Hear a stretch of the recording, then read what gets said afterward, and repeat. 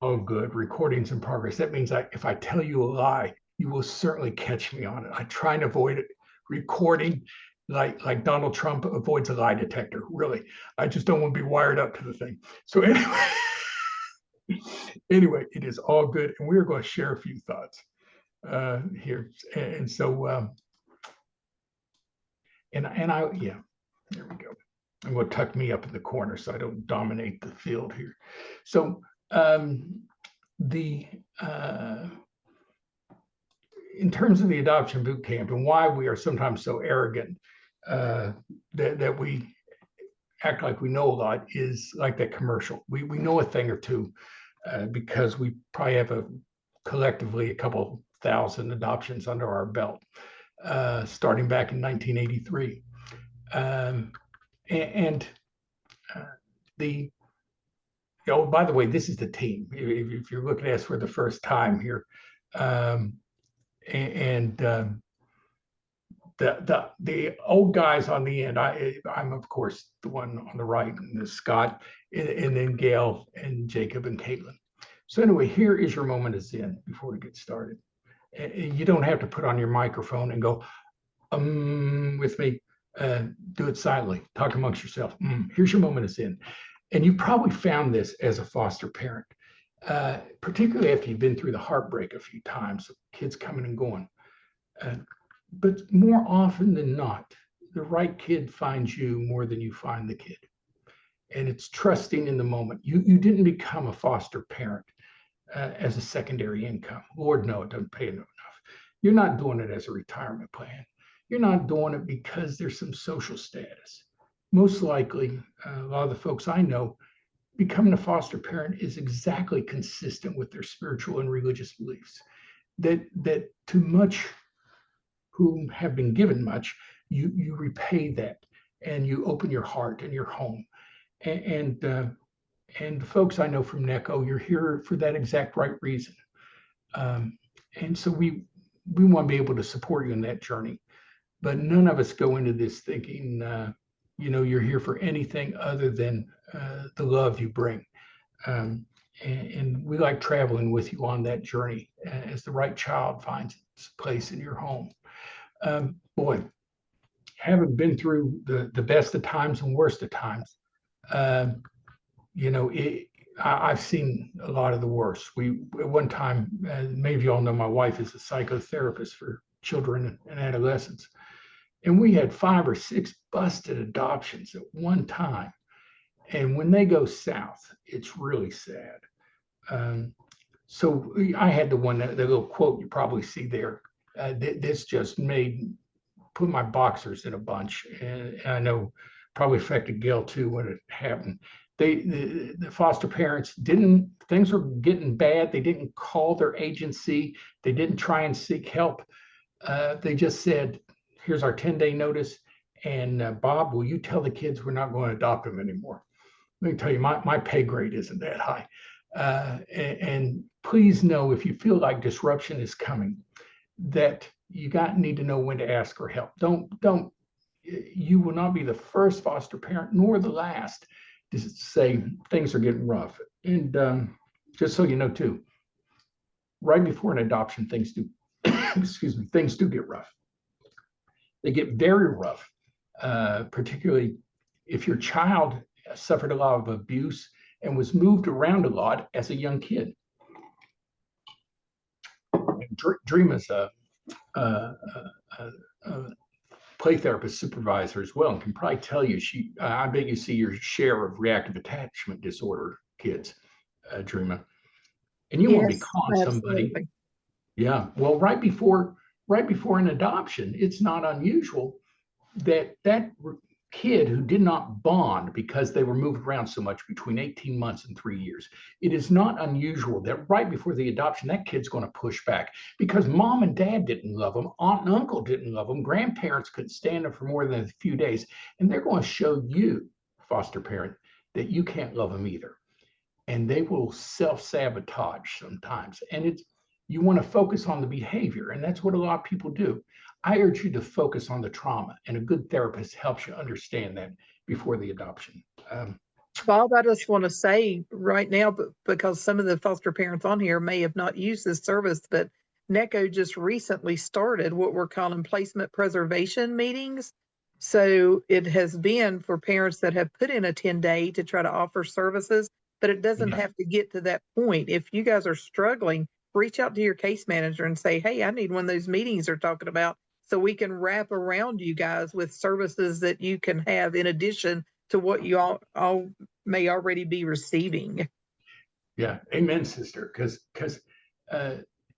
if it's already boiling over the top, it could be too late, and you catch it when it's getting warm, and you'll know. Some people want to adopt so bad, and they think love is going to conquer all. Love is enough, and I think that's actually a title of a book on reactive attachment disorder entitled "Love Is Not Enough." And it's good to have a therapist in your back pocket ready to roll, because the trauma is going to surface at different times. And you may go, wow, I adopted this child before they were even, uh, 3 years old. Certainly they aren't going to remember the trauma. And then when the train goes off the track at 7 years old, you go, man, what happened to my cute 3-year-old? You need to be reaching out before then. And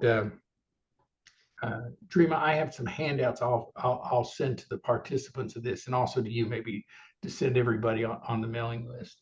Thank you. And it's for adoptive parents when to know that you're going to reach out to the therapist. You're not going to be bothering anybody. This is what they do for a living. And we'll talk more about that in just a little bit too. So anyway, who can adopt under West Virginia law? This is pretty straightforward, except for the nuances I'm going to give you here in West Virginia law. Husband and wife can adopt. Now, isn't that interesting? In West Virginia, our code 4822-201 says a husband and wife. They don't say a married couple. Alabama, who if we're on the scale of, because I'm in Alabama sometimes in West Virginia, and it wasn't exactly a lateral move. It was a little bit a little more hip in some of its wording. It says a married couple. Why is that important, people? Because we now, as of 2014, 2015, the federal Fourth Circuit decisions and subsequent decisions, at least for the present, same-sex couples are permitted to adopt. So, and that happens every day. I think for us, Kaitlyn and Jacob has been like 3 times in the past week or something like that. And we are proud to represent our same-sex couples. And we do that, but you need to know in West Virginia, the wording still says husband and wife, but it's unconstitutional to discriminate against same-sex couples. And we've had judges we had to help educate, because they people I thought who were fairly hip said that the statute only says husband and wife, and you have a wife and wife, or husband and husband, and it scares me a little bit when the constitutional law has evaded the judges hearing your cases. A single parent can adopt in West Virginia. Now, what does this mean? A single parent. We often have foster parents who. Long has gone the day when you say, well, I need 2 parents in the house. Single parents have been raising kids forever. And we now, as of 2 years ago or 3 years ago, the department changed its policy to where 2 single persons who are not married, 2 single persons who aren't married can adopt. Now, but you got to pick your judges carefully. Although the department changed their policy, and the home studies on both, unmarried people in the same household, there are some judges that are reluctant. This should be a constitutional issue that we should take up at some point with the West Virginia Supreme Court. But you're going to want to wait until the makeup of the legislature and the Supreme Court will support possibly changing that to make it much clearer. Because why cannot 2 unmarried people adopt? Think about this, folks. 2 unmarried people, but they were scared. Well, 2 unmarried people can't take on the obligation. There's no force to it for them to raise the kid together or to support the child. Well, as Kaitlyn and Jacob can tell you, in family law court, by definition, the people in there supporting children are not married, or they're very close to getting unmarried. And unmarried people have been having children forever. Just to be a name dropper, oh, Jesus. Mary and Joseph were, and of course you're going to say, well, God's the father. Okay, try getting child support there. But anyway, it's Mary and Joseph, unmarried. All of us in our family, unless you are, truly, I don't know, Japanese or the Chinese culture pretty much would not allow unmarried couples, marriage out of wedlock, not for religious reasons. It would just shame the family entity. But for some isolated folks, people who are unmarried have been having kids together forever, and now the department recognizes that they can adopt together.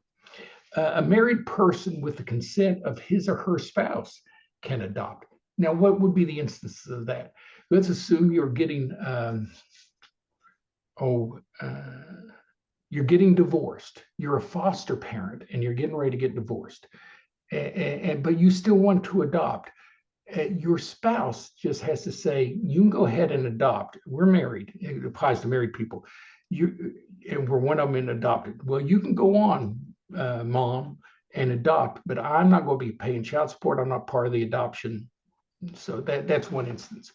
The other instance where we see it, when we're doing private adoptions, for instance, let's see, grandma and grandpa.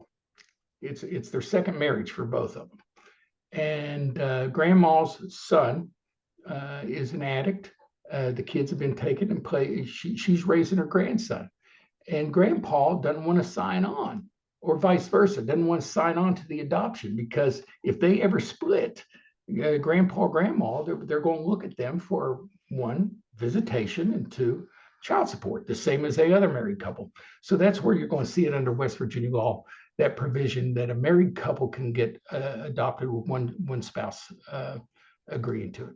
So anyway, and where can you adopt in West Virginia? Under 4822-201, it used to just be the county where you live, period.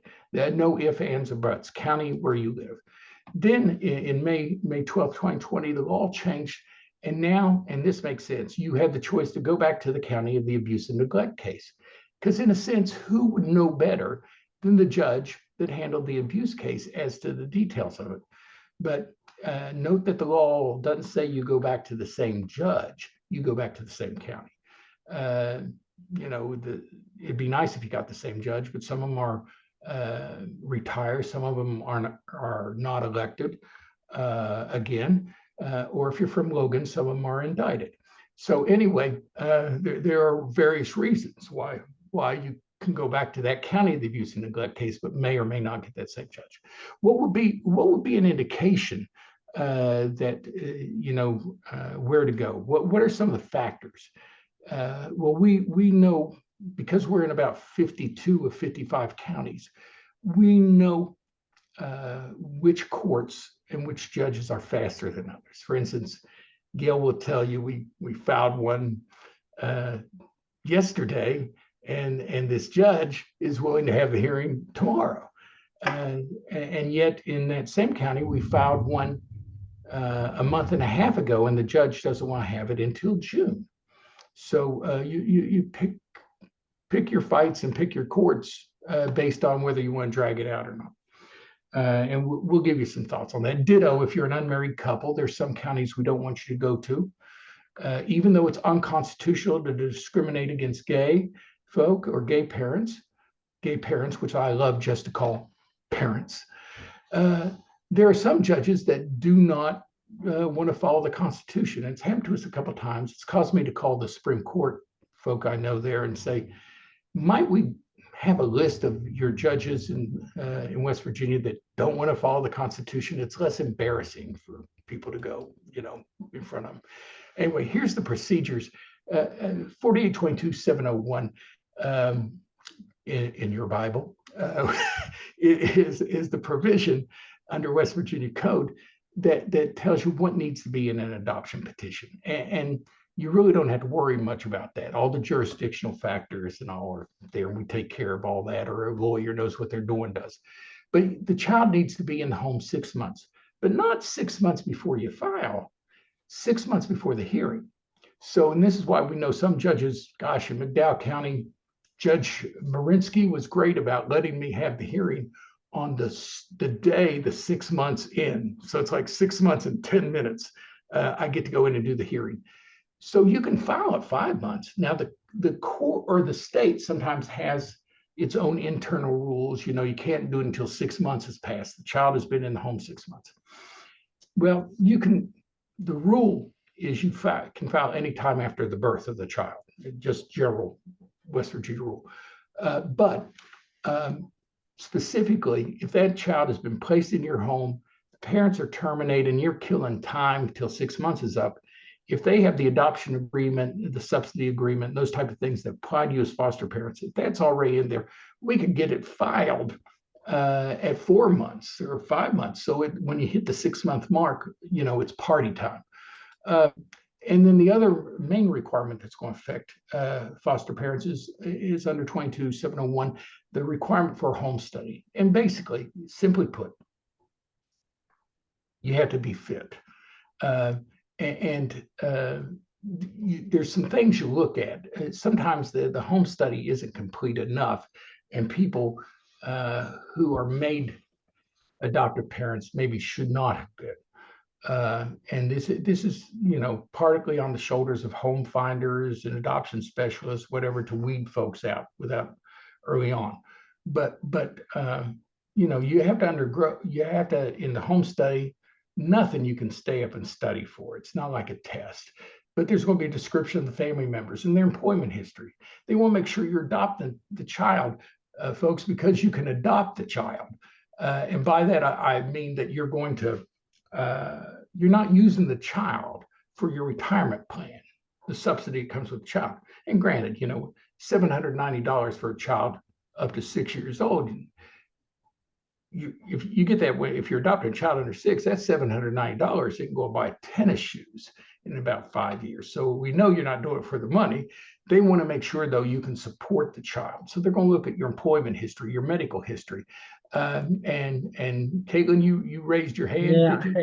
Hey, Bob. So we've actually got a question in the chat. Yeah. It's from the last slide. So Rebecca is asking, this means 6 months after the parents' rights are terminated, correctly? No. And there are people, they delay the case. We had this happen in another county up north. They'll delay the case until the parents have been terminated 6 months. No, there's an appeal period. If the parents want to appeal, they can. So they're terminated, let's say, on January 1st. The kid came in your home on January 1st. No, let's go back. They were terminated October 1st. And the kid is, you know, you don't wait 6 months then. The 6 months, if it starts running, it runs from when they're in the home, the child's in home with you. You don't have to wait 6 months after a termination. You know what you have to wait after a termination? Well, if you know they're not going to appeal, you just go on. But under our appellate rules in West Virginia, they have 30 days in which to appeal. But because of a difference in notice provisions and all, the department interprets that as 60 days. And if there's no appeal, then they go and process the paperwork. Honest to God, they should do it in 30 days. The only way you get more than 30 days if you're appealing as a mom and dad is, you know, if the lawyer files a motion to extend that 30 days. They have to fall on the sword and say, I'm sorry, I was tired. I didn't know what I was doing. I'm ineffective. My client was high. I don't know. But they're supposed to do that, let you know within 30 days. But the department adds on another 30 days after that. If there is an appeal, you know, that's going to take longer till it works its way through. It's called due process, regardless of what you see on the evening news about some people getting due process or not. We do this in West Virginia. If your kid's going to be taken from you, there's a due process where you get to appeal it. Doesn't mean the kid goes back to mom and dad during that. 6 months is child in the home. If they were just terminated 2 weeks ago and your 6 months is up in 2 weeks from now, we go with your time, not when they're terminated. But the department's going to make them wait through the appeal. Now, Bob, I've got a couple of follow-ups for you Okay. quickly. So this one relates to the same thing, and it's from Casey. And Kaitlyn, I see yours, so I'll get to yours next because it's kind of a different topic. Okay. So Casey asks, so if we have a child and we've had her over a year, yet the parents' rights haven't been terminated, they do have a court date coming up, though. Should we go ahead and file for adoption? You won't be able to file. Now, parents, and we're going to get great questions, going to lead into the next couple slides. You need to have the parents terminated if you're a foster parent. And the case will not be able to go forward while there is an appeal. In fact, now they've spelled it out a little clearer. There has to be an adoption certificate from the department saying the appeal times have ran or they've been decided in the Supreme Court. We have the Supreme Court decision. And it's not just getting the decision from the Supreme Court. You have to wait an additional 30 days after that for what's called the mandate from the Supreme Court. That's the nail that goes in the coffin that says this is locked in.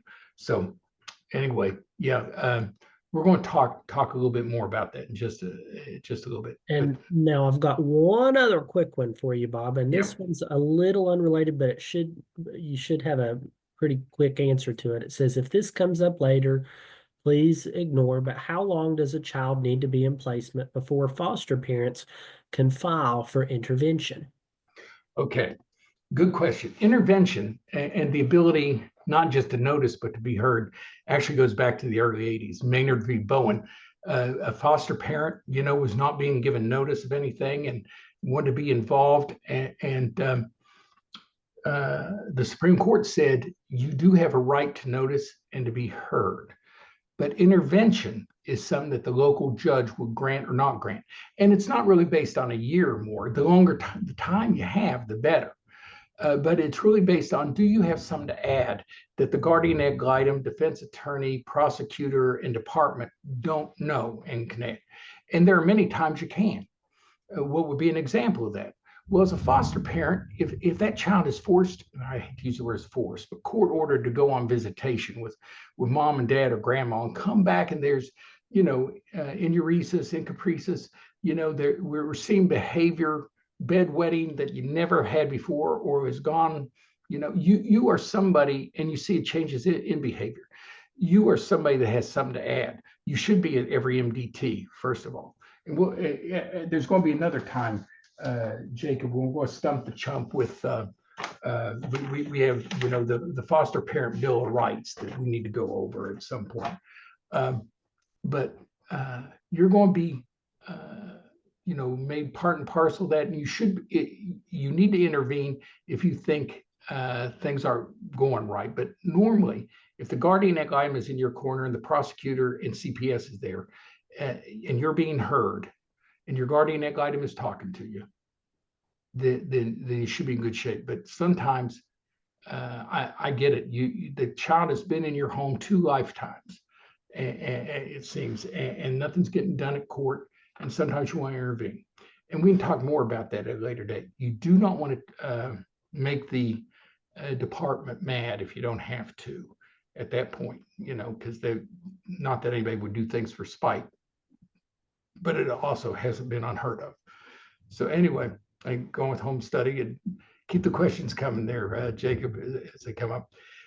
In your home, physical description of the home and surroundings. And why is that? It needs to be determined to be a safe home. If you have one of those outdoor decks that you built on a weekend and it butts right up next to the above ground pool and there's no gate and you have a toddler, if that house is passed, shame on the person doing the home study. Ditto. Now you don't have to have the white glove test, but I've been in some homes, where there's dog feces all over the house, and I think it may have been a Necco case when we worked on it together. The father was just had this was putting a child back after a home study of the biological father's home. He just had to choose between his dogs or his daughter. Made the wrong choice. Child's since been adopted. But anyway, we look at that in the home and a description of the personal of the adjustment of the child. You know, how is the child, the social worker doing the home study should see how things are. You know, is this child somebody that the family is adjusted to? And like you do with any child, you know, build part of a life around that child. How's the child integrated with the other siblings in the home, both the biological and you know, the adoptive siblings? And they should be asking for personal references. The other information you're going to need is they should be doing a criminal background check. And by the way, I'm going to apologize. There's lightning outside here. And if I suddenly go off the air, don't panic. But anyway, you know, there's going to be an FBI background check. And usually your agency takes care of getting this all done, as well as a child abuse and neglect check. Does a criminal past knock you out of it totally? It depends on, you know, for department with the foster parent, you know, if there's a felony or something, it does. But sometimes, you know, you can get somebody overriding that. I see here. By the way, I was trying to find my background here. It just knocked me off. There we go. I think we're getting the presentation back. You can, I presume you can still see me. We have a little bolt of lightning there. Let's see here. 1 second. There we go. I apologize. There was a little flicker here. I've had people that can't pass a criminal background, and they you know, depend on the charge or what your lawyer says. You know, if it was 25 years ago, and you know, you got caught smoking a doobie in back of the car or something, that's one thing. But if there's something involving moral turpitude, domestic violence, anything that involved a child abuse and neglect petition, you're not fair game anymore. I have done cases where, unfortunately, the person lied to me or didn't complete the background check the way they should have, get in front of the judge, and I realized they committed burglary or something like that. And so that's, you know, that is something that you don't want to find out at the last minute. And is age a factor? Jacob, I don't know if you can see that. That was one you did up in Parkersburg there. And the one in the corner, if I wasn't there, I'm blocking Judge O'Brien's head probably there in the corner. You know, can people be too old or too young? In West Virginia, you must be at least 15 years older than the child you're seeking to adopt. But there are certain circumstances, you know, sometimes in situations of step parents, or if mom and dad are terminated and older brothers and sisters are adopting. Or another instance, if you're a foster parent, where you'll see this be somewhat important, is you've adopted a very young sibling. Let's say you are 25 and you adopted a 5-year-old. That's great. Or a 3-year-old. And now the 3-year-old has an older sibling that is getting ready to be kicked out of a foster home or wants to be with the other sibling. And that sibling is 15 years old. Now you're 25 taking in a 15-year-old. That happens sometimes to keep siblings together, but you have to be a sufficient maturity to get around that rule. The other thing is happens with step parent adoptions, but is there an upper age? Is there an upper age for adoption? No, used to be. There used to be 65, and then the department had to get a special waiver or document that they, you know, it's not a problem. The question on the age should be taken up in the home study. Is this person of competent ability to chase around after a kid? Might not be age. Maybe, you know, can the person watch the child? Or is the household set up for that? I did an adoption, Gail and I did one for a guy who was paraplegic. and his spouse, who was adopting with him, actually was able to do the care. And he was a good provider, but now on disability from a severe accident. So age is not the limit. Ability is the limit. But if you're older, we'll talk about this later. Think about estate planning. You're going to need a will. But even if you're younger, stay tuned, and we're going to talk about that in a second. And also 4822-801 in West Virginia permits the adoption of adults. And this is important if you're in the foster world, because sometimes kids, a kid aging out happens a lot in West Virginia, and sometimes they'll want to come back and be adopted as adults, and you can do that. And it's not that 15-year rule so much, but they don't have to actually be living in your home. It could be a foster parent that aged out, and you have been like mom and dad. And when they have a family, they'll be coming back to your house at Christmas if you adopt them as an adult. So anyway, we've done some of those for the department. Here's Bob, one too. We've got a couple of questions, if that's okay. Yeah, go ahead. And I'm going to start with Kaitlyn's because it was about what you were just talking about. She says, can judges make exceptions for the 15-year age gap for any reason for strictly fostering? So just as in fostering. Yes. Yeah, it's not going to be a problem fostering. I don't think the 15-year age gap. The 15 years is part of the code when it comes to adopting. But we get around that every day. People that are adopting. There may be. God, remember we had one was like 14 years and 300 days, but it wasn't 15 years. And Gail knows now to count up the days. It's not 15 numerical years, it's 15 times 365. Are there that many days difference between the age of the child and the parent? And we really rarely have a problem with the judge when the parent that is the youngest is of sufficient maturity. What I look for in those hearings is your relationship with the child one of being a big sister, little sister, or is that of being a mother? And are you given the authority and respect as a mother? And do you treat the child not necessarily as your best friend, but as a child that you're protecting as a mother or father, vice versa? Okay, we've got a couple others, Bob, and yeah. I'm going to go up to, and I think I'm saying this right, Belvia, I think, and she asks, and if a child is adopted and they're taken away from their adoptive parents and put up for adoption, I'm assuming for a second time, can the previous adoptive parents be held for child support? Just curious, since biological parents can be held for child support. Now, Bob, I'll take a stab at this one. It's my understanding that they would.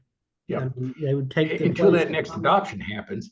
If that child is taken out of the home, the same way with any abusing parent or any parent that surrenders a kid back to the department, you are liable for child support. It's going to be based on your income and whatever, but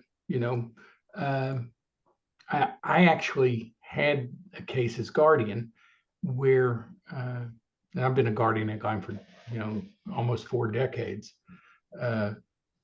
The parents came back to my office, didn't even give a 10-day notice. They brought a garbage bag full of clothes, and you know what the garbage bag of clothes means. We're done with the kid, and they said, Bob, he's your problem now.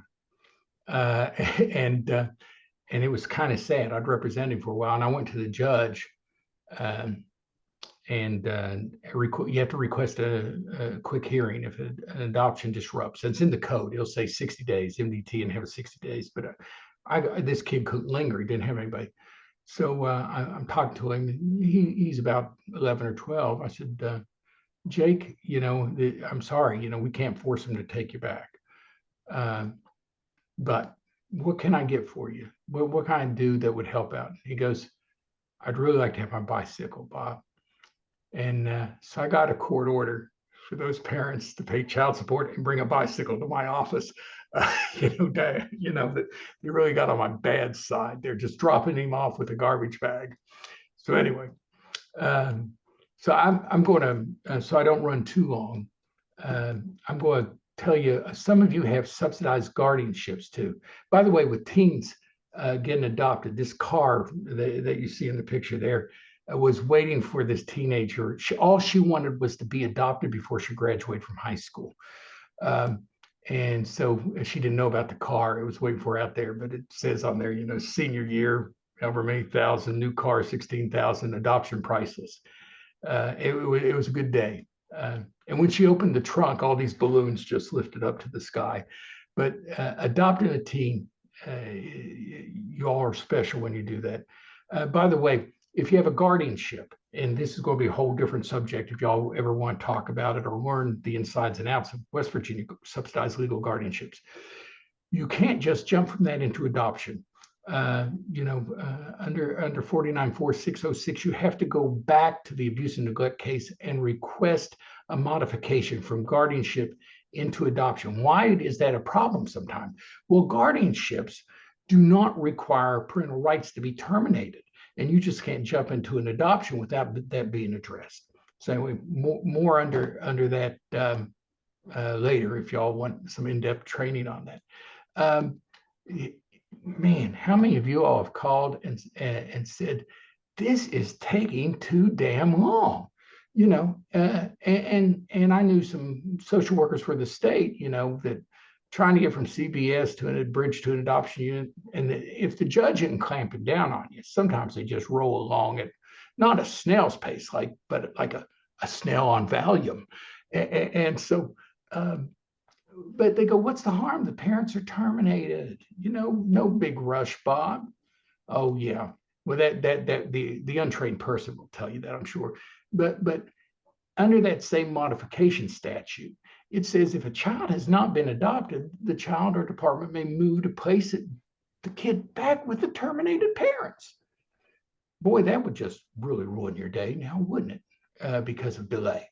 And now, granted, it says only the child or department can, but if there's been post-termination visitation or whatever, I've seen cases where the parents have convinced the child or been able to get a motion before the court for reconsideration before we could pull off the adoption. So time is not on your side when it comes to moving it from CPS to the adoption unit, just my personal opinion. So I've had the fortune of being able to train guardian ad litems for the Supreme Court for several years. And one of the mantras that you repeat over and over and over as a guardian ad litem, it's drilled into your head. The two things you want for your client, the child, is safety and permanency. And it does not mean squat, in my opinion, if it's not done timely. And you'll see people getting improvement period after improvement period. Luckily, there was a law passed, of the laws that passed and didn't pass this legislative session. That's a whole nother time you're going to join us on Stump the Chump on Facebook, because we got to talk about this. They didn't pass some very crucial stuff for children's benefit. But they did pass something that's going to limit the number of improvement periods. And so we'll talk about that in the future, but stuff needs to be timely. And the courts that just willy-nilly continue because somebody didn't come in and they have hearings like we're having now by video. If the guy can't come in from wherever he's at, I guarantee you he may be homeless, but he has a phone, and the lawyers know where, how to hook him in by teams. So anyway, you want the safety and permanency timely, and that means when that 6 months is up, if people are terminated, let's do it, folks. Now, what about if your child is 12 years of age or older? Bob, we've got a couple questions, if that's okay. Go for it. Okay, so the first one, and I'm so sorry to Casey, I didn't see this one right off. So Casey asks, are foster parents allowed to be in attendance to bio parents' court hearings? Yes and no. You're allowed to be heard. You're allowed to be kept informed. If it's before they are terminated, sometimes it's hard to go in there. If you can ask the guardian ad litem, but often those are deemed closed hearings to just the parties. And technically, you're not a party at that point as a foster parent, but somebody should be asking your opinion and all what's going on. I have called foster parents as witnesses before. Actually, this was a Necco case where every time the baby would go to the biological mom and dad, it kept coming back at the end of the weekend, very malnourished, losing weight and everything. So I had the foster mother measure the formula she sent with the baby, the number of diapers and whatever. And when she picked it up, she'd pick up the formula and be able to tell that they weren't giving the child enough food. It was going to be a failure to thrive case. And we did weights both before the visitation and 2 days after when the child came back. And it was the foster parent that became my lead witness in termination.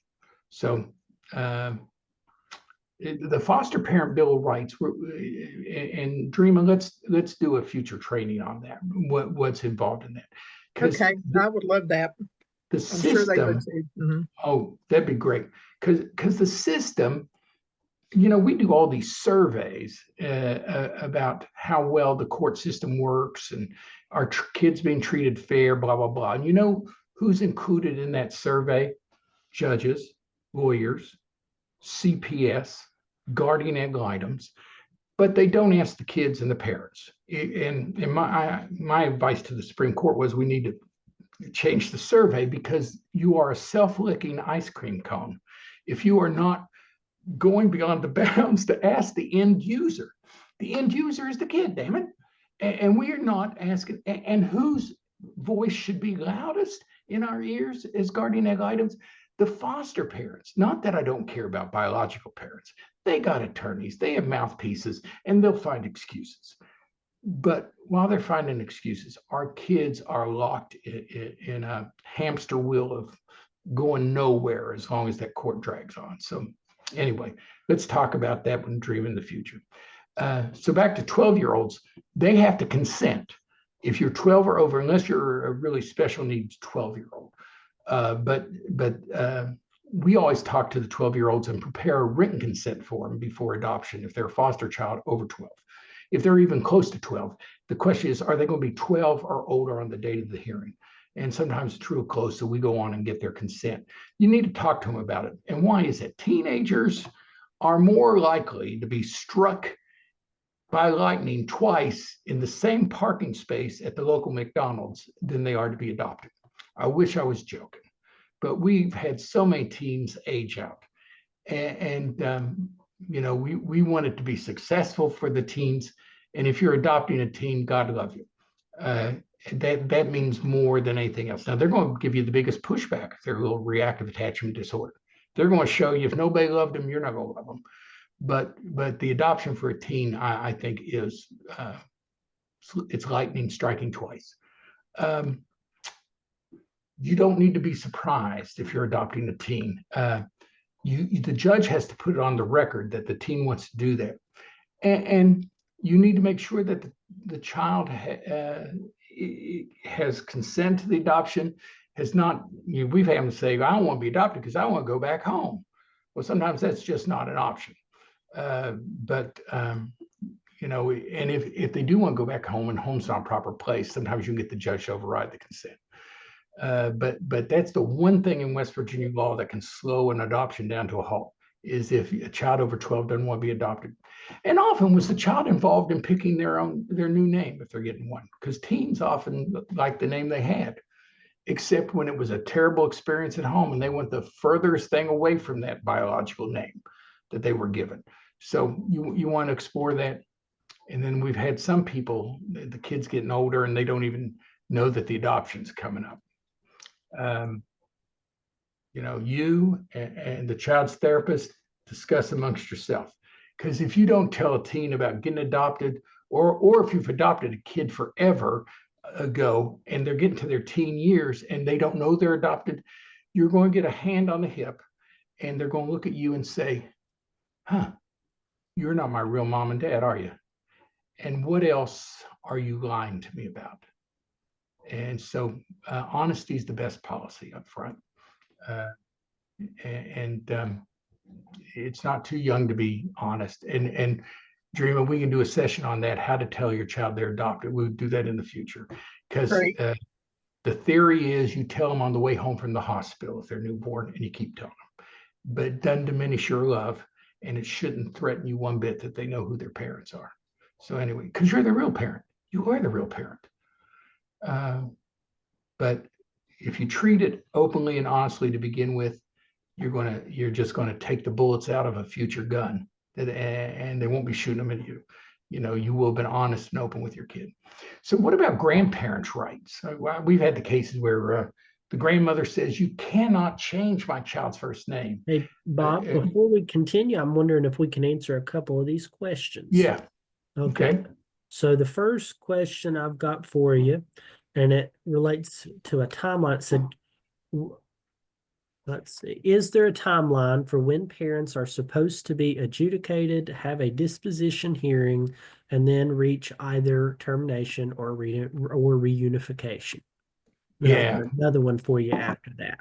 Okay. Well, this I'm just going to give a general answer, because as I'm dropping hints to dream of other things, I'd love to teach an hour on the procedure of the abuse and neglect cases, because yes, if the child is taken out of the home from the biological parent, it's 10 days to a preliminary hearing. From the preliminary hearing, you have about another, an MDT needs to meet. Usually you should have an adjudication within 30 days. And within that, it's like 30 to 60 or so. There needs to be a family case plan.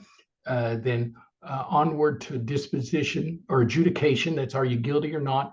And then disposition. Let's say you're an abusing parent. What's the best outcome here? Is it adoption, or is it giving you an improvement period and then another improvement period? We need to talk about that, but that's a very good question. The Supreme Court has set those limits out there, and everything within the first 6 months, you're either adjudicated or not, and you're getting an improvement period or not, instead of it dragging on and on. We had a case out of Logan that somebody called about that it's been almost a year and there's been no preliminary hearing yet. Not to name names, but it is we're looking at the best interest of the parent, not the best interest of the child, whenever we keep continuing stuff. And that safety and permanency doesn't mean squat, because it's not done timely. So we want to toss another one before I move on? Yeah, sure. Yeah. So one other one before we move on. So we have Carly, who is one of the Necco workers on here, and she has a case where I guess the child has been with the foster family for a long time, and now aunt has come out of the woodworks and has received some visitation with the child that the child doesn't want to go to anymore. So it's a two-part question. She's asking, if the foster family ends up being allowed to adopt, would those visits and communication have to continue? And then also, what are the odds that the judge would be in favor of a stranger to the child, even though it would be a kinship? Now, Bob, correct me if I'm wrong, but I think there is a statute on point where after an adoption, a grandparent could lose that visitation. But I don't think a statute is directly on point with regards to other relatives, even though I think it's a pretty good argument that it can apply to aunts too. Good answer, Grasshopper. That's true. And I'm going to cover that in just a second. Now, first of all, those relatives that come out of the woodwork late in the game, you go, where in the heck have you been? Oh my God, if my nephew or my niece needed a place, and the grapevine swings, particularly at holidays. Hey, did you hear about Susie's little girl? She got taken. And whatever, aunts and uncles know this stuff. And why didn't they jump in sooner? And then you're going to learn about the Fostering Connections Act in just a little bit of 2008, re-upped in 2012. The department has an affirmative duty to search out those relatives within the first 30 days or so. It's both in the foster care policy and the adoption policy. We're going to talk about that. And the first ones up to bat are grandparents. And while there's a grandparent's preference, it doesn't overrule the best interest of the child. It's just one factor to be considered. So let me just mention that because we had one, the grandma didn't want the name of the child. The child changed after adoption. Oh, and we're going to talk to a little bit more about that. Do you have to keep up visitation? Yes and no. And we'll talk about that in a second. Because grandma said, what about my tattoo? She had the child's first name right there. And I just thought, wow, I consider myself a hip grandfather. I do. But I'm not putting not tattooing the kid's name on me yet. But anyway, let's talk about grandparents' rights. So one of the main things in the foster care policy is they recognize, and this is like common sense, folks, that the kid is going to be more suited and it's going to be less traumatic for a child that's separated from bio mom and dad to be placed with a supportive relative. Often that is, mom and dad or grandma and grandpa. It can be whoever the child, though. Family is as family does. It's the child's eyes that are saying that. It could be a family friend. We've had, baseball coaches or godparents, and the home finding unit, or if it's out of state, the ICPC is supposed to check up on those. You don't get just you be a relative and you get the rubber stamp of approval. You still have to undergo what everybody else does in terms of meeting the requirements, like for a foster home. Now, the department, one of the things it's in the adoption policy for the department, but in the abuse and neglect code under 49.4.114, the grandparents are supposed to be considered first. And there was this grandparent preference that the cases over the years say, oh, that's not locked in. The judge still has to look at the best interest. And that might include the bond that child has with the foster family over the past year while we've been lingering there waiting for finality in a court hearing. Why would we be skeptical, grandparents? Don't raise your hands because you probably know the answer. Often the addicted apple does not fall far from the addicted tree, or the abusing apple does not fall far from the abusing tree. And sometimes the grandparents want to do over when they couldn't raise their own kids right. I say that sometimes because I've also represented grandparents adopting their grandchildren. And I guarantee you, knowing these grandparents, they've done every damn thing they could, and this kid still turned out to be an addict or a scumbag or, abusing. And in West Virginia, pretty much so, if somebody tells you that in their family or family tree, a branch or two out, that they don't have those addiction problems, not in our family, you've just been lied to. It's there. And a lot of people learn to work with it. A lot of people overcome it. But I will tell you, particularly any grandparent that says this hasn't affected their family is telling a whopper. So anyway, guardian ad litem should be, in the department, should be telling grandparents and aunts and uncles, if you're out there, you need to come forward now to be considered for concurrent planning, meaning if mom and dad fail, we got these foster parents ready to take, but if it's a true concurrent plan, they look at those relatives if mom and dad fail. Why do grandparents not want to step up to the plate real quick? They sandbag. They think it'll look bad if they're stepping up to take the kids and say, oh, if everything fails, I want the kids. It looks like they don't trust their own kid. So that's one reason you sometimes don't see them doing much action early on, but the department is supposed to bring them in quickly. So anyway, to go back to your question, Jacob, what does that effect of adoption have on grandparents? If there's a grandparent visitation order, that automatically is vacated upon adoption, except if the person adopting is a relative to the child, then that order usually continues. So you need to understand grandparents can visit if another grandparent's adopted or a relative of the child. And we've had that happen a few times where the grandparents want to be involved. And the adoption policy mirrors that. But let me tell you, another thing you need to know, it's not just do they get visitation, but are they entitled to notice? Because we've had nice, warm, fuzzy adoptions degenerate into the Jerry Springer show whenever feuding grandparents come in and wonder what in the hell did the foster parent do to deserve my grandkid? And you don't want them to have to get notice if they don't have to. So early on, and the department forgets to ask this a bit, is one of the parents, biological parents, and this happens, they die, they overdose and die. Did they overdose and die before they were found to have abused the child and be an addict by the court before termination of parental rights? Or did they die on the other side? I know this sounds cold, but it's our business in adoption here. Which side of the termination did they die on, before or after? If they died before a finding of termination, then the parents of that deceased child have to be given notice of the adoption. Doesn't mean they're going to get the kid, but usually we have them sign a waiver, or we find out why wasn't the child placed with that grandparent right off the bat. And if the department found him totally unfit, we kind of bypass that notification. Who's your daddy? That's the next topic, because we have so many unknown and absent parents. It's unknown. We only have so many virgin births every 2,000 years or so. And so we know there's somebody winning 50-50 on a kid.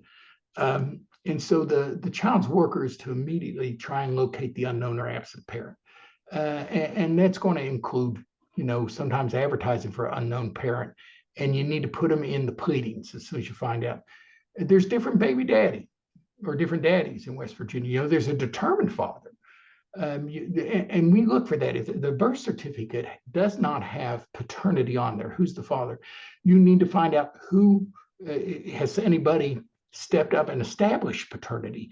Has it been judicially established? Did mom go for some state benefits? Then the Bureau of Child Support Enforcement go in and get that guy and enter an order naming him as father, having a DNA. That really simplifies things for us later on when we're trying to do an adoption. Is he somebody that just skipped out of hearings and we don't know, or was there a DNA and it's 99.9% pure love? You need to know that stuff. And then beforehand in adoptions, I don't think we have a putative father registry in West Virginia. Other states have that. So if you think there's going to be an adoption, if you're a child out there and you can't locate the child, and mama got to be real secretive about was she pregnant or not, like in Alabama, you can put your name on a putative father registry, and we have to check it. The court will check it before the adoption to see if a man claims this child. But we do have in West Virginia, and we've had occasion to use it, a mutual consent registry, where sometimes a child gets older and wants to find out who the parents are, and the parents know their child was given up for adoption and want to find the child later on. The state maintains a mutual consent registry, but both parties have to consent to contact each other. In West Virginia, there's an animal called a legal father, as opposed to an illegal father. No, a legal father is somebody who is married to the mother or cohabitating, living married to the mother, usually married to the mother, but maybe not even living together, or was with her during the time of conception. That legal father, even when we prove they're not the DNA father, they are still entitled to consent, not consent, excuse me, entitled to notice for the adoption. Luckily, in foster care adoptions, we get rid of those early on. We won't talk about the outside and putative father. We kind of get those out of the way early. And if there's an unknown father, they need to have advertised for it. There are some exceptions where a judge can waive the department's search for an unknown father but they have to do an affidavit on that, on why we don't need to advertise for one. Let me tell you about separation of siblings. Go ahead. We've got a couple more questions for you, Bob. Okay. Okay. Let me see. Let me go up to them. Well, good questions, by the way.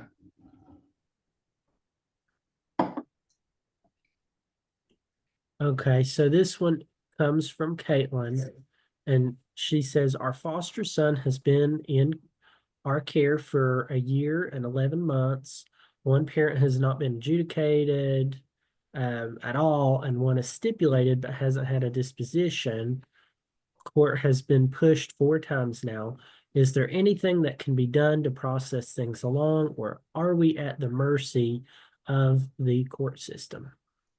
I wish I had happy news, or I knew the county, but don't tell me the county. Don't. But anyway, I would suggest calling the ombudsman's office, and we'll, Gail, if you can hunt up that number, we'll give it to folks at the end of things. The ombudsman's office, sometimes when it's been like that, they can break through with the guardian ad litem or prosecutor, maybe, to get things moving a little faster. But we often encounter in cases, sometimes adoption specialists will say, both agency and the department, well, we don't need a separation of siblings order because we don't know of any other siblings. Oh, you don't. Unfortunately, our database, you get a few thousand parents in there, and the department may not know, but we're going to assume to believe that the 42-year-old man who did drugs with the 22-year-old girlfriend waited until age 42 to have his first bout of unprotected sex is magical thinking. And the department need not engage in it, but they do. We don't know of anybody else. Oh my God, this is their only child. Well, it's a strong belief in either monogamy or I don't know. It's just cute that they think that, well, nobody has any other children. And that's why we often have orders in there that the child is separated from all siblings known and unknown, except if 2 or 3 are placed in one house as siblings. So the department has an affirmative duty to do that. Now, who's a sibling? Because we often, early on, I used to hear young adoption workers say, well, they don't have any siblings. He just has a half brother out there somewhere. And is the question, is that half brother under the age 18 or above? That's a factor. I don't know why, because if I was 19, I'd surely want to be with my 16-year-old sibling.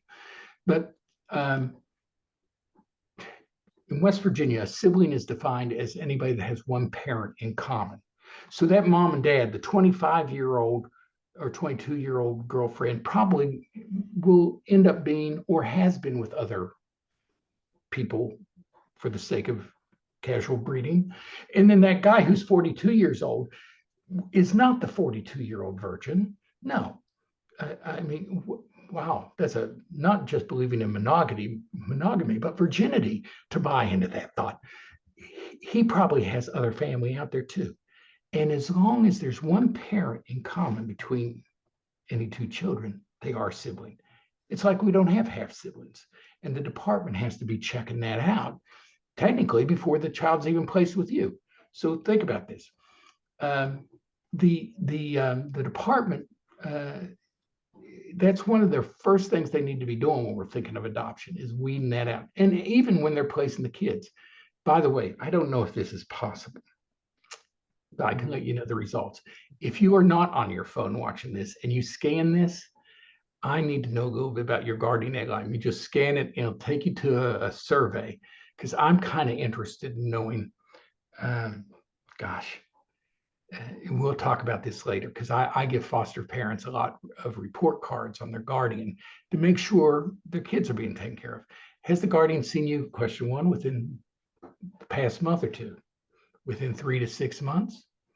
Has it been more than 6 months? Or has that child been in your home more than 30 days and you don't know who in the hell the guardian ad litem is? This is something where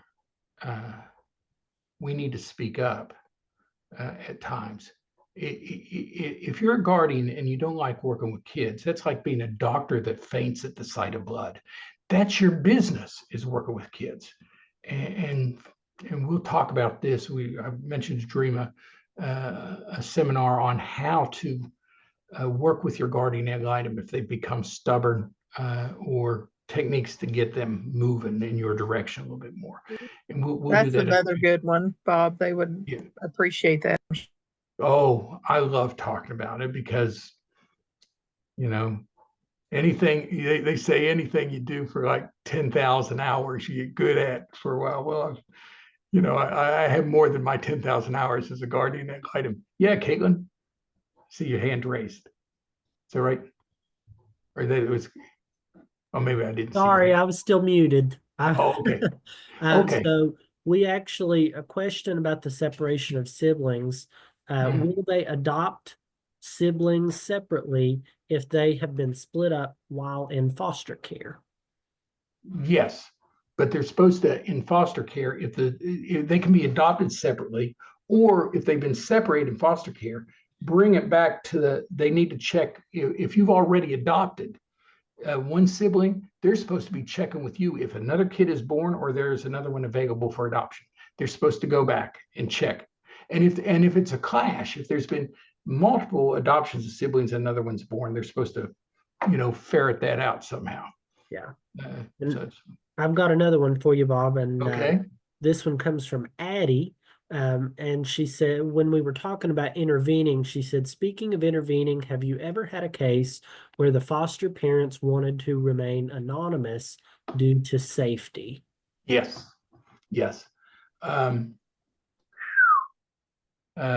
Gail and I worked on one where I thought our clients were going to have to be put in the witness protection program. I mean, we don't post a lot on Facebook. We do, 250 plus adoptions a year, probably. And you'll just see one every now and then. And some of it is, I forget, too, we're busy. But sometimes you don't see them because if we know the parent is bat poo crazy, we don't post it because people will follow you. And some of these parents, you want to be anonymous.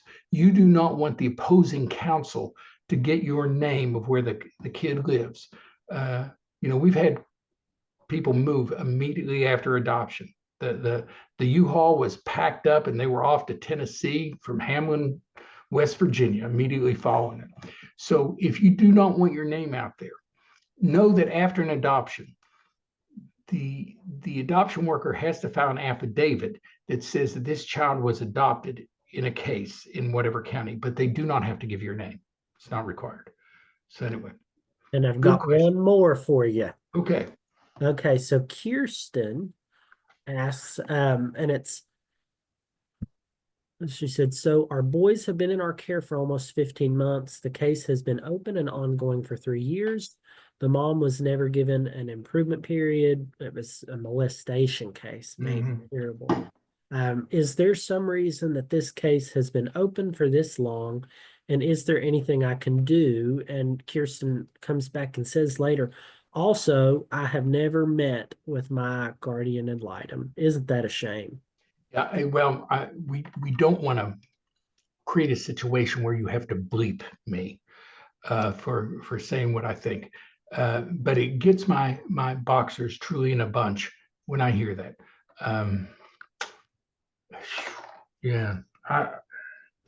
Back in the 90s, there was a case that started the standard for what you expect from a guardian ad litem. It was Jeffrey R.L. It was done by the Juvenile Justice Committee. And there was a doctor that kept seeing broken bones on a young kid's x-ray, and nobody could explain where those broken bones came from. He contacted the court, the guardian ad litem. The guardian ad litem wouldn't do a damn thing.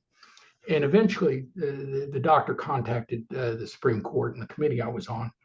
And we did a case in which the appendix of that case set forth essentially what we expect of guardian ad litems. Now that has been updated since then. The Supreme Court actually has an appendix to the rules that tell guardians what's expected of them. But that's shameful when that happens. Now, you don't want to, tee off your guardian ad litem, but that guardian ad litem is the courtroom voice for the child, not the CPS worker, not the prosecutor. They have things to say, but often the child's best interest is at odds with an agency that might be hell-bent on saving money. So, that guardian ad litem needs to be the voice for your child. So I'm sorry to hear that. What was the first part of that question, Jacob? Oh, 18. Oh, it's gone on. So it's gone on however many months. So, and once the child is in your house 18 months, they can't move it without a good showing cause, But before that, one of the few federal law things that apply in West Virginia as well as other states. But if the child has been out of the home for 15 of the past 22 months,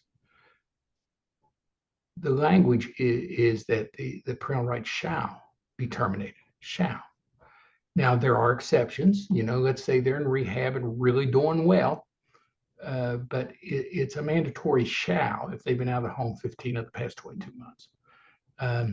So what can you do? I'd advocate maybe mention some to the ombudsman, or, consider intervention, or, ask for a sit down with the guardian ad litem.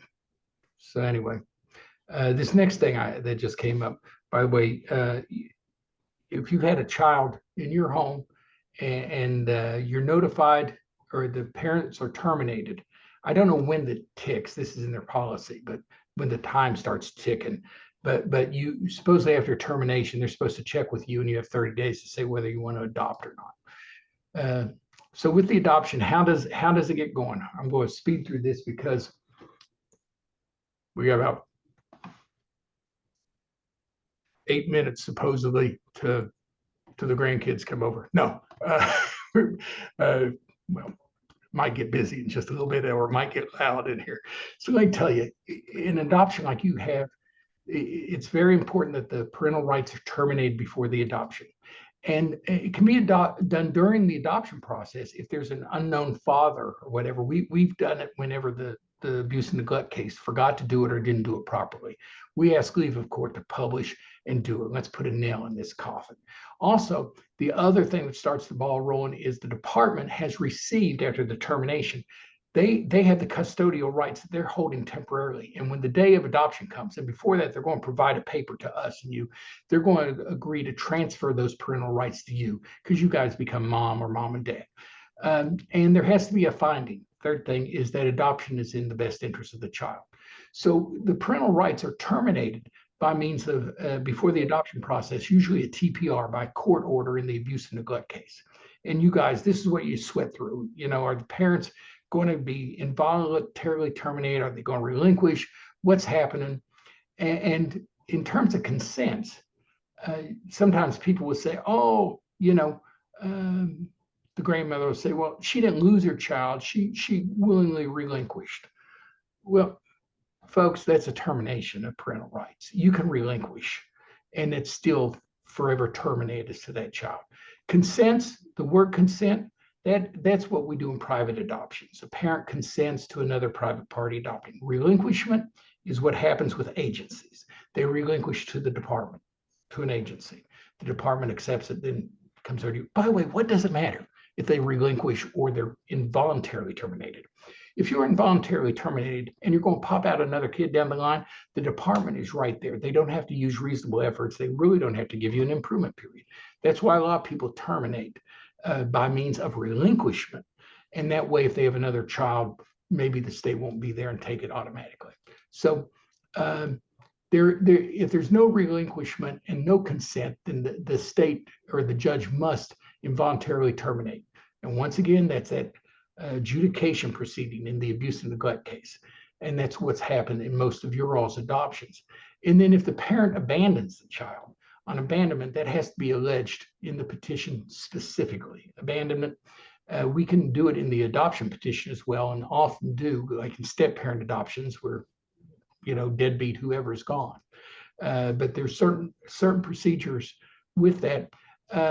And what's and Jacob, if you could just do what's kind of the West Virginia standard on that? Because you just won a case dealing with somebody that said, "Oh, I didn't abandon the child." What was the standard for us here? Yeah, Bob. So there's really two things you're looking at, and that's 6 months of no meaningful contact between the abandoning parent and the child, Mhm. and And 6 months of no support for the child. Now, the courts kind of treat the support more of like a factor than an element, because even if child support is being taken out involuntarily through like Yep. wage garnishment or something like or that, taxes, they or withhold from taxes, tax. then the court doesn't consider that as the financial support. So really, I think the only thing that is considered as a total element has to be done is that 6 months of no meaningful contact. Now, courts, the next reasonable question to that is, well, what does meaningful contact Yes. mean? Good And question. meaningful contact doesn't mean a deadbeat dad yelling at a good mom about his child support being too high. It doesn't even mean sending a one card and it being addressed to mom instead of the kids. Mhm. What meaningful contact means to me, Bob, and based on the case law, it's any attempt to try and create a connection with the child. So to ask, when can I see the child? When can I see the child? And being repeated. If you keep doing that, then it would terminate the ability to have an abandonment adoption. If you try one time and go into court and say, "Well, she won't let me talk to my child," I wonder if that's enough, because you have some of these half-hearted attempts, and here's where they come, folks. Get ready for it. Mother's Day is when the terminated or the deadbeat moms, and Father's Day, deadbeat dads begin to want to reach out and contact. And so this applies more to the private adoptions than these. But abandoning parents come out of the woodwork during holidays because the guilt is a little tougher then. So anyway, that's good, Jacob. And we just got a call on that today. Somebody said, well, within the past 6 months, they just called to check on the child. Does that mean everything starts over again? We have to wait another 6 months.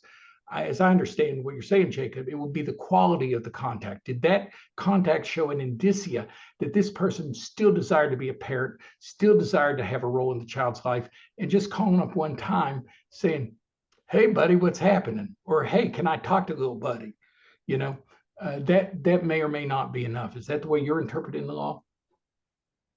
And that's correct, Bob. And honestly, it's something that I feel like the judge is probably given some discretion, given some weight on that Mhm. issue. Now there is some Supreme Court cases that say that a card in and of itself is not enough. I think Okay. it's like a dad that tried to give a $25 gift card and at Christmas and had a Christmas card that he wrote on there. They said that wasn't enough.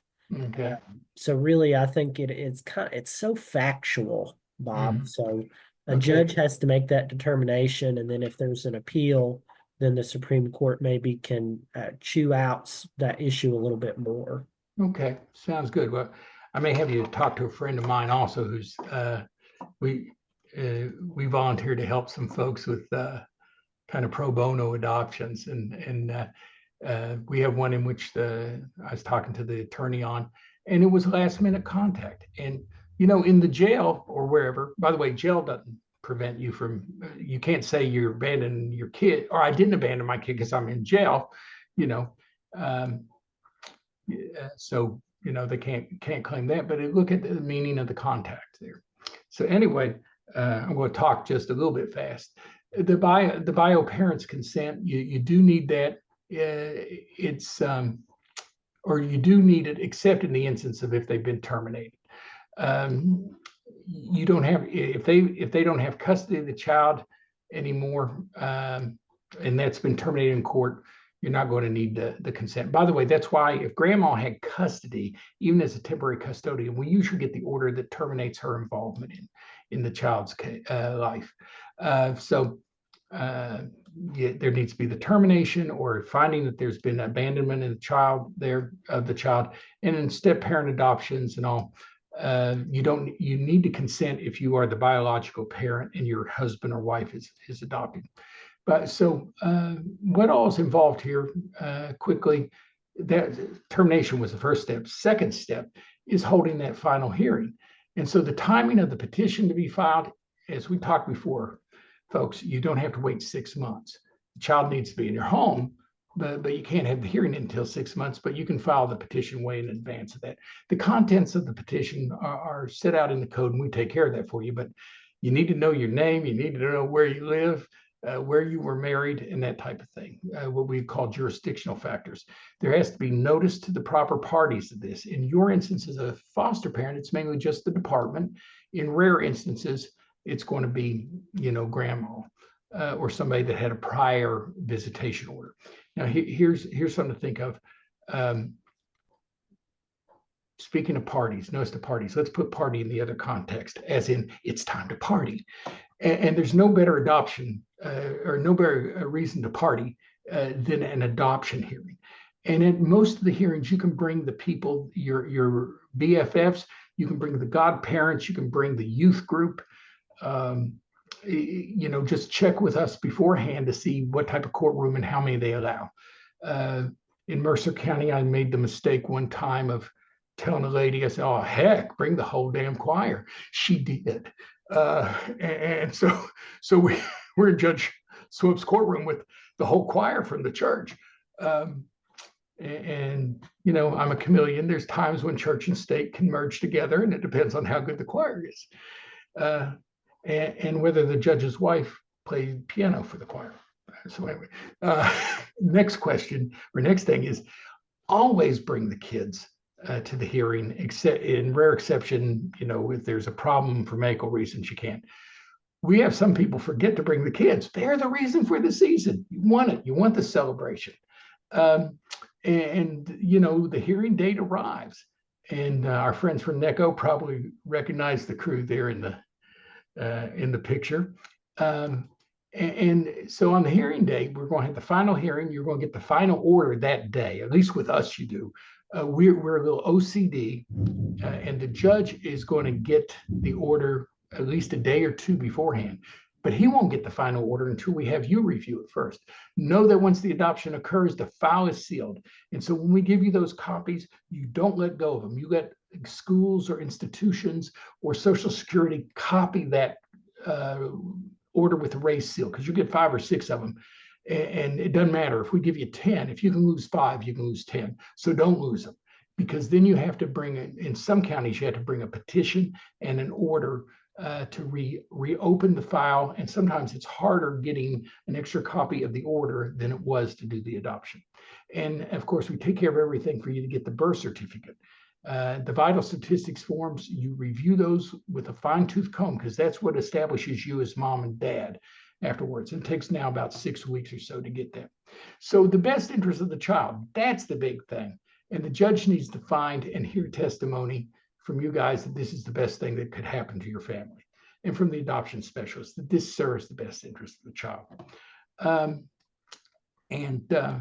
How much should this cost you if you're a foster parent? As you know, if you're a Necco parent, it's not going to cost you anything. Well, we never charge anyway. But I want to tell you, don't walk away from attorneys that want you to pay up front. If they're doing that, they probably haven't done one since 2017 or something. It used to be the department sent the money to your client, and you didn't find out until the new above ground pool was put in that they got the attorney fee. You want never to pay a cent. You shouldn't even pay anything out of pocket for your filing fees. We reduce what we charge down to what the state pays, and we reduce it below that $208. So you don't even pay that. If a lawyer is asking you to pay anything up front, even incidentals, that is not needed in this day and age. By the way, how much does a good lawyer cost? And how much does a bad lawyer cost? Quiz. Hands, I'll tell you, they cost the same. It's like going to the doctor. You notice when you go to the emergency room and your insurance is paying, they're going to pay the same for a board certified orthopedist to set that broken arm as they are for the guy one day out of law school or one day out of med school. Same price. So if they're paid the exact same price, and oftentimes if you're getting a skilled lawyer, it costs less because you're not on somebody's on the job training. So ask about their experience. Is this their first rodeo? Is it their 10th rodeo or their 100th rodeo? So in West Virginia, what does it take? And you'll see in Facebook and all, you will, adoption lawyer so-and-so, what does it take? Or if you ask 99 attorneys in West Virginia, do you do adoptions? 98 will say yes. And they may well have done 2 in their career. So what does it take in West Virginia to call yourself legitimately an adoption lawyer? Well, let's look at that. In West Virginia, you just have to breathe. That's it. That's how you can call yourself an adoption lawyer. There's no test in West Virginia. The test is, you asking, do you know this? And for a lot of us that do this every day, there's nothing more important, short of giving childbirth, to your biological child. There is no greater delivery journey, I think, than having your adoption done right, so you don't look over the shoulder. And that means having somebody that understands the law and is willing to explain it to you in understandable terms, and more importantly, explain it to the court and file it properly. So just because somebody calls themselves an adoption lawyer, did they do, I'm embarrassed to say, there's some folks that do, 10 in their lifetime and say they do adoptions. Sometimes 10 for us is a slow week. So anyway, we love being part of the process. Oh, by the way, there's the Kaitlyn and Jacob may remember our day in Lincoln County. A good lawyer knows the law. A great lawyer knows the judge. I try and make sure my judge with the big mustaches feel comfortable. We put them on clients too. But anyway, it is just a wonderful journey. We look forward to being on it with you if we can help. Other topics that you're going to need to think about, we need to talk about at some time. And Dream has mentioned, we got post-adoption visitation you need to consider. Financial considerations. What if you have a severely disabled child and they're only offering the subsidy when that child actually needs new dressings and stuff for feeding tubes and all? The legal effect of adoption, you need to know that child becomes your legal heir. It's not like guardianship. You have another child, if you die without a will, we don't advise it, but that child becomes your legal heir. We want to talk sometime in the future about how to get your point across in MDTs. You need to know that if you're adopting a child later on from a place where drug addicts had the child for a while, you need to check that child's credit history. Under federal law, if that child's 16 or over in foster care, and it may be younger now, but they need to be doing a credit check. We have parents, addicted parents, that get everything from utilities to cell phones and rent using the parents' old Social Security numbers or the child's old Social Security number. Do you need a will? Yes. And if you want to scan this, there's a free will. And if you're coming to Mission, West Virginia's Walk With Me event on May 17th, I think it is Saturday, May 17th. If you're coming to that, we'll talk you through free wills. But you need to, and this is a free will, not like Free Will Baptist, it's a will that's free. You need that yesterday if you have a kid, because there's a paragraph in there called a testamentary guardianship. And that paragraph says, in the event that me and my spouse, or me alone, if I'm a single parent, die, here's who I want to be over my child's, the personal estate and the person of my child. So anyway, and we'll be getting that out to you. A lot can go wrong with parents. Just a sample of my parents gone bad before I close out.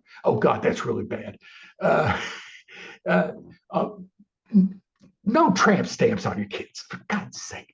Bad parenting just abounds. I just got to share with you, having worked both licensed in West Virginia and Alabama, the prize for worst parent goes to, mommy's little grand wizard.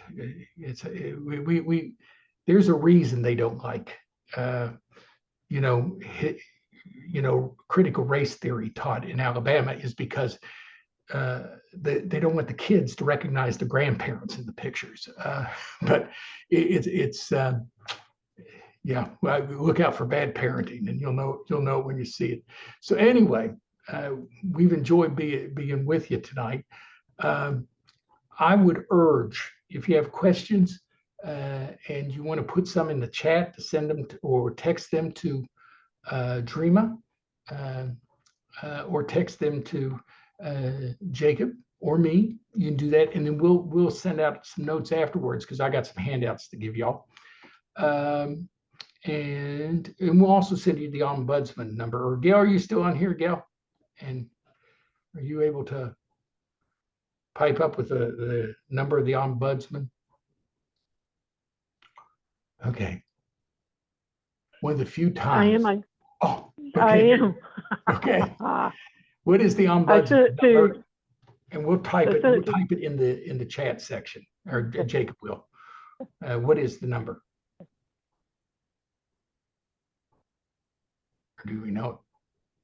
Oh, give us just a sec. She just sent Let me it see to us. here. Okay. Or we just saw it. She Okay. sent. I'll put it in the chat, but Okay. Bob, it is 304. So 304 558 1117, and I'm gonna put that in the chat right there. Okay. That most recent number, folks, is for the ombudsman's number, even though that's a very hard word for me to say. This ombudsman's for you. Yes. Anyway, now, well, Bob, thank you so much. Dreama, we're going to return to you for the final 30 seconds here. And Okay, Bob, thank you so much. And I made a list of other presentations we would like for you to do. Excellent. Well, count us in. I love putting the gang to work, because we're one of the few offices that we're not an adoption lawyer. We're an adoption team. And anybody that's worked with Gail, who's been with me the past 23 years or so, but who's counting, knows that we take it very seriously, and so Kaitlyn and Jacob and Scott do also. So anyway, thank you guys so much. It's been a joy. And then Dreama, look for some material tomorrow to hand out. Okay. Okay, thank you. Oh, you are welcome. Take care, you y'all. guys. Bye-bye. Bye-bye. Bye.